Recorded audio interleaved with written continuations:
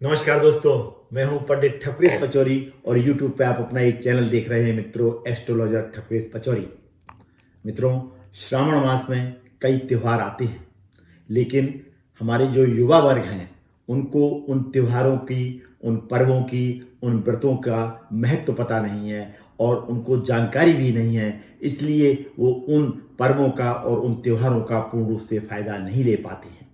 अतः मैंने सोचा क्यों ना इस चैनल के माध्यम से इस समस्त जानकारी को आप सब तक पहुंचाऊं, ताकि आप सभी लोग उन व्रतों का और उन पर्वों का पूर्ण रूप से फायदा ले सकें।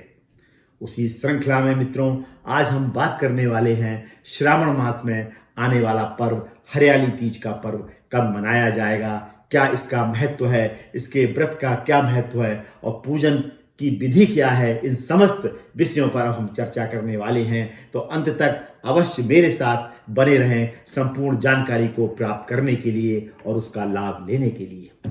मित्रों, श्रावण मास में शुक्ल पक्ष की तृतीया को हरियाली तीज का ये पावन पर्व मनाया जाता है और इस वर्ष 2022 में 31 जुलाई 2022 दिन रविवार को ये पर्व मित्रों मनाया जाएगा।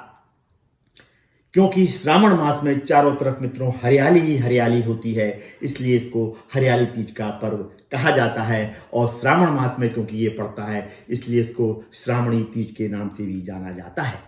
अब इस पर्व का इतना ज़्यादा महत्व क्यों है, इस पर हम चर्चा करने वाले हैं। हमारी पौराणिक कथाओं के अनुसार माँ पार्वती ने भगवान शिव को पाने के लिए अटूट तपस्या की थी। 107 बार उन्होंने जन्म लिया। जब उन्होंने 108वीं बार जन्म लिया तो भगवान शिव ने प्रसन्न होकर उनको अपनी अर्धांगिनी के रूप में इसी तिथि को, इसी पर्व को स्वीकार किया था। इसलिए इस पर्व का अपने आप में मित्रों विशेष महत्व है। हमारी सुहागिन स्त्रियों के लिए इस व्रत का और इस पर्व का इसलिए ज़्यादा महत्व है क्योंकि माँ पार्वती का अखंड सौभाग्यवती प्राप्त होने का वरदान हर महिला को प्राप्त होता है यदि वो इस दिन विधिवत व्रत रखती हैं और विधिवत हरियाली तीज की पूजा करती हैं।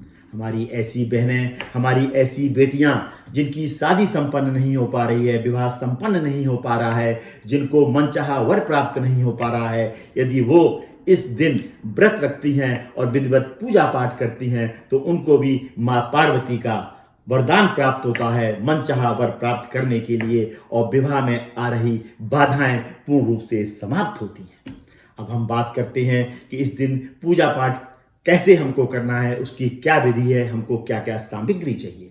मित्रों, इस दिन सुबह उठिए, विधिवत स्नान ध्यान करिए, स्वच्छ वस्त्र धारण करिए और गीली मिट्टी लीजिए और भगवान शिव का परिवार यानी माँ पार्वती, भगवान शिव और गणेश जी की मूर्तियां बनाइए और एक लकड़ी की चौकी लीजिए, उस पर लाल वस्त्र बिछाइए और इन प्रतिमाओं को इस पर विधिवत स्थापित कर दीजिए, उन पर पुष्पमाला चढ़ाइए और उनका विधिवत श्रृंगार करिए और भोग लगाइए और हरियाली तीज की कथा का विधिवत श्रवण करिए और निर्जला व्रत रखिए। निर्जला व्रत का मतलब है कि इस दिन आपको एक बूंद पानी भी नहीं पीना है।